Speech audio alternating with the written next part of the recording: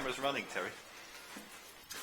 So, in the past when I've done these Petcha Kutchas, I've always done them in a very flexible way. So I've limited myself to 6 minutes, 40 seconds, but I'm not worried too much about the length and the number of slides. But this time I thought, just for fun, I'd make it exactly 20 slides, exactly 20 minutes each. So I'm very nervous about this. 20 minutes? 20 seconds each. So So the subject is Hyperconsumerism and the Digital Divide.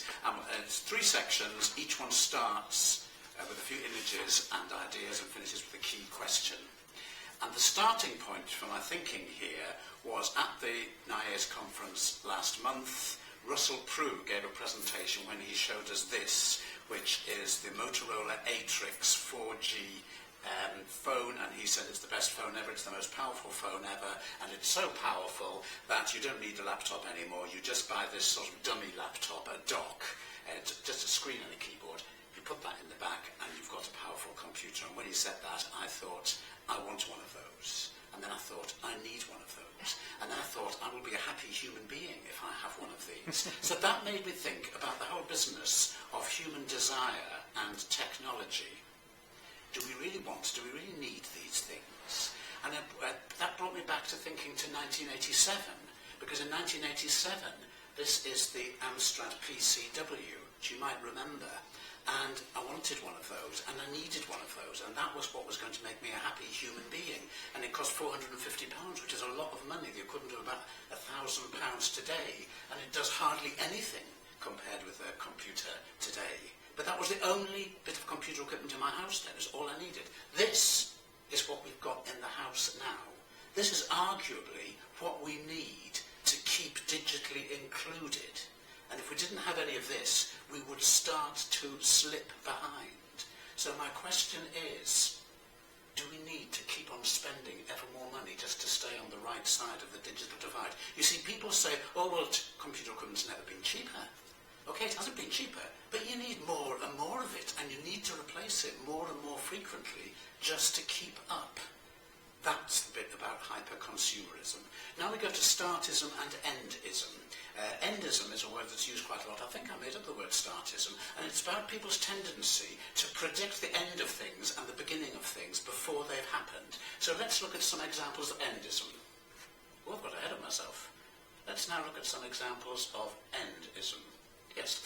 And so, half a century ago, people said the end is nigh for radio. Who's going to bother with the radio when you've got television coming in? But the radio is still with us. Most recent statistics are people are watching less television now and listening to more radio than ever before. The computer keyboard, 12 years ago, somebody told me, computer keyboard's finished. You know, because we just control computers with our voice. It hasn't happened yet. The end is nigh for books and newspapers, thanks to the Kindle and other e-book readers. Well, it might be, but it hasn't happened yet. The end is nigh for email. That'd be nice, wouldn't it? And the people said that when Google Wave came out. But Google Wave crashed on the shore, and email is still going. Does anybody know what this gadget is? It's not a bread oven. And right, this gadget, it's made by Hewlett Packard, and it's extremely cheap. It was £40,000, and now it only costs £10,000. Anybody know what this gadget is? It's the dawn of a new era. It's a 3D printer.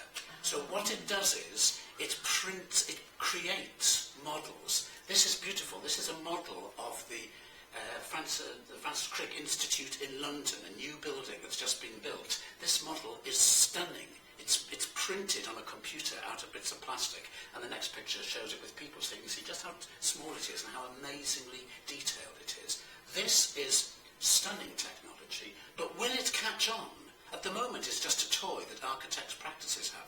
Will we have one at home so that when the cat knocks over our favourite jug, we say, that's okay, I scanned the jug yesterday, I'll just print another jug? The answer is we don't know. QR codes, right at the other end of the scales. We say, yeah, 3 months ago I went to a talk with them and says, there's this thing called QR code, it's wonderful, it's going to change the way we live our lives and use our phones. Well, I was saying that to e-guides 3 years ago. It hasn't actually happened yet. Okay, you see a few more QR codes around, but it hasn't really been the dawn of a new era. By the way, I took that photograph at dusk, but it is meant to be the dawn of a new era. Siri, I tried this on a friend's iPhone the other day. This is meant to be the superb way of controlling things by voice technology. So I said into his iPhone, finds Terry Loane on YouTube, and it said, you do not have a meeting with Terry Loane. So it doesn't work yet. So we still do have computer keyboards. So this is a key question. Can we predict future use of technology any better than we can predict the weather? We might be able to predict how we're going to use technology tomorrow, just like we can predict tomorrow's weather, but next year, can we do that? I don't know. We must go on to the digital divide. This is the picture I think we're encouraged to have of the digital divide. We've got the digitally included majority over here, the digitally excluded minority here, and a brick wall, which I enjoyed doing in PowerPoint, in the middle there. And our job as educators is to pull people over this brick wall and to the other side. But here is an alternative model. I actually think it's better to think of it as a slope in terms of your knowledge, skill and commitment to using technology, and there's a whole range of people.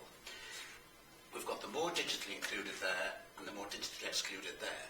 But I think what happens, if my transformation works here, is that this slope is going up all the time as we go to the future. So that these people who are in the sort of middle, they could well get excluded. But the key thing is, this dotted line going to the future, we can't see where it's going. It's like climbing Snowdon when it's foggy. You can't see where it's going, and it could cost you a lot of money to keep on going up the hill of digital inclusion. So my final key question, can we ever define this digital divide, or is it a sort of ever-changing consumerist rat race just to keep up? Thank you. So, 3 key questions there.